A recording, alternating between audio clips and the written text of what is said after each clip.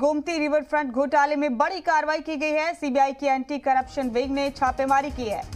River front घोटाले में CBI की छापेमारी यूपी, राजस्थान और बंगाल में 40 मकामात पर की गई। यूपी के कई अजला में एक साथ छापेमारी की गई।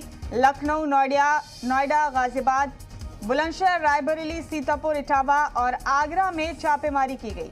घोटाले में 190 लोगों के खिलाफ एफआईआर दर्ज की गई है। समाजवादी पार्टी की सरकार में रिवर फ्रंट घोटाला हुआ था।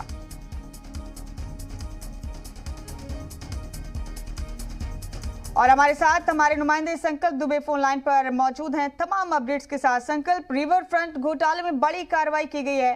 एंटी करप्शन ब्यूरो ने कई जगह एक साथ छापेमारी की है। पहले तो ये घोटाला जरा तफसील से समझाइए हमारे नाजरीन को। देखिए, बिल्कुल एक बड़ी कार्रवाई की गई है। एंटी करप्शन विंग जो सीबीआई की है उसने इस पूरे मामले को लेकर के अगर बात की जाए, उत्तर प्रदेश के अलावा राजस्थान और पश्चिम बंगाल में भी करीब 40 जगहों पर छापेमारी की है। जहां पे अगर बात की जाए उत्तर प्रदेश की, तो राजधानी लखनऊ, नोएडा, गाजियाबाद, बुलंदशहर और रायबरेली में ये छापेमारी की कार्रवाई की गई है। आपको बता दें कि करीब 190 लोगों पर शुक्रवार पर इस पूरे मामले को लेकर के मुकदमा दर्ज किया गया था। और कहीं ना कहीं रिवर फ्रंट घोटाला जो है वो समाजवादी पार्टी के शासनकाल में हुआ था। लखनऊ में गोमती रिवर फ्रंट के लिए करीब सपा सरकार ने करीब 1513 करोड़ रुपए मंजूर किए थे, जिसमें कि 1437 करोड़ रुपए के जो जारी होने के बाद भी काम जो था मात्र 7% हुआ था। और इसमें काम करने वाली संस्थाओं ने 95% बजट खर्च करने के बाद भी काम पूरा नहीं किया था। और जब 2017 में योगी आदित्यनाथ की सरकार उत्तर प्रदेश में आई तो कहीं ना कहीं रिवर फ्रंट की जांच का आदेश दिया गया और इसके लिए एक न्यायिक आयोग का गठन किया गया, जिसमें की जांच में कई चीजें सामने आई थी कि डिफॉल्टर कंपनी को ठेका देने के लिए टेंडर की शर्तों में बदलाव किया गया। पूरे प्रोजेक्ट में करीब 800 टेंडर निकाले गए थे, जिसका अधिकार चीफ इंजीनियर को दिया गया था। अब फिलहाल इन छापेमारियों के बाद कहीं ना कहीं कई इससे जुड़े हुए जो इंजीनियर्स हैं और साफ तौर पे वो कर्मचारी जिनकी मिली भगत या बंदरबांट में मारी जा रही है, तो उसके ऊपर कहीं ना कहीं कार्रवाई हो सकती है। और साफ तौर पे सीबीआई की जो टीम है उसको कई ऐसे साक्ष्य और सबूत मिले हैं जिनकी वो जांच पड़ताल कर रहे हैं। और कई ऐसे गंभीर आरोप हैं, जैसे कि गोमती रिवर फ्रंट के निर्माण कार्य से जो जुड़े हुए इंजीनियरों पर भी कई गंभीर आरोप हैं, जिसमें इंजीनियरों पर दागी कंपनियों को काम देने की बात कही जाए, विदेशों से महंगा सामान खरीदने का आरोप है, चैनलाइजेशन घोटाला करने का आरोप है और नेताओं अधिकारियों के विदेश दौरे में फिजूल खर्ची सहित तमाम ऐसे वो घोटाले इस पूरे मामले को लेकर के सामने आ सकते हैं। और साफ तौर पर सीबीआई की जो टीम है वो लगातार एक साथ जो छापेमारी की गई है, चाहे सीतापुर की बात की जाए, रायबरेली की बात की जाए, बुलंदशहर की बात की जाए, तो कई ऐसे साक्ष्य सामने आए और लगातार ये कार्रवाई फिलहाल जारी है। संकल्प, एक आध नहीं 190 लोगों के खिलाफ मामला दर्ज हुआ है इसमें।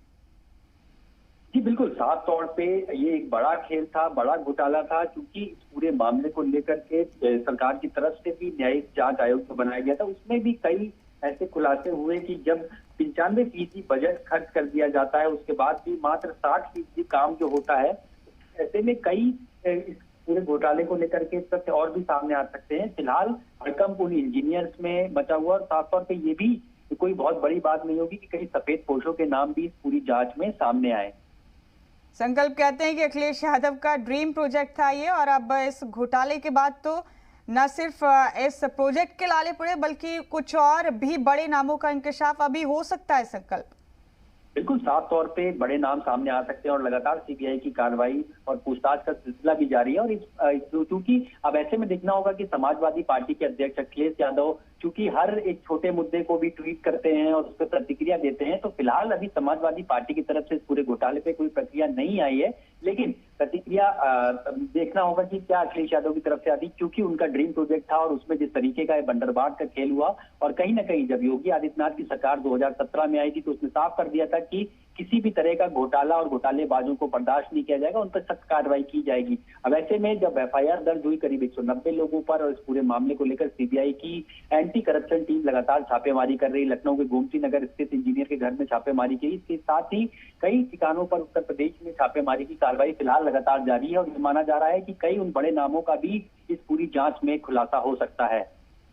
बहुत शुक्रिया संकल्प आपका हमारे साथ इस खबर पर जुड़ने के लिए। बहुत बहुत शुक्रिया तमाम अहम अपडेट हमारे नाजरीन तक पहुंचाने के लिए।